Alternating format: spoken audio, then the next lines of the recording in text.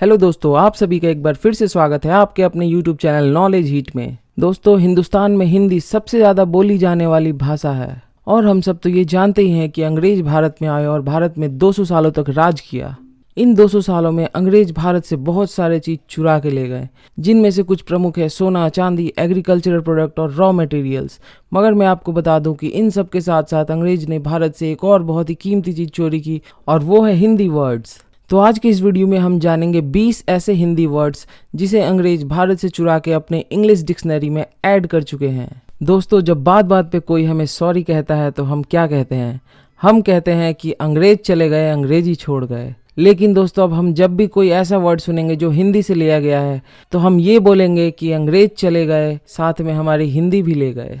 तो बिना देरी किए चलिए हम अपने इस सेशन को शुरू करते हैं।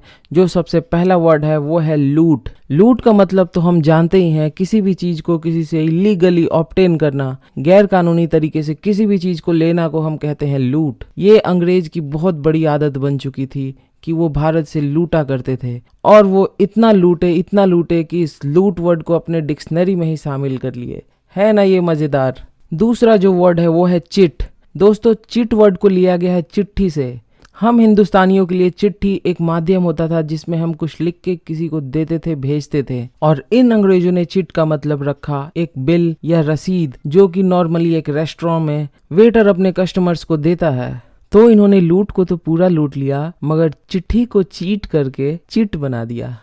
तो हम बढ़ते हैं अपने तीसरे वर्ड की ओर और ये है डकैत। दोस्तों, डकैत क्या होता है ये तो हम जानते ही हैं। इन्होंने डकैत को हूबहू सेम रख लिया, बस स्पेलिंग चेंज कर दिया, मगर इसका मीनिंग बिल्कुल ही सेम है, यानी ए member of N armed gang of robbers, यानी हथियारबंद चोरों के दल का एक चोर। दोस्तों, अब तो हमें ये मानना ही होगा कि अंग्रेज वाकई में बहुत बड़े चोर थे, जिन्होंने लूट और डकैत जैसे वर्ड्स की चोरी बहुत ही शातिरता से की।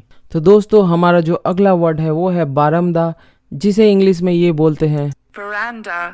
हालांकि इनका मानना है कि ये वर्ड पोर्तुगीज से लिया गया है, मगर हम हिंदुस्तानी हमेशा से यही मानते हैं कि इस वर्ड की चोरी भी इंडिया से की गई है।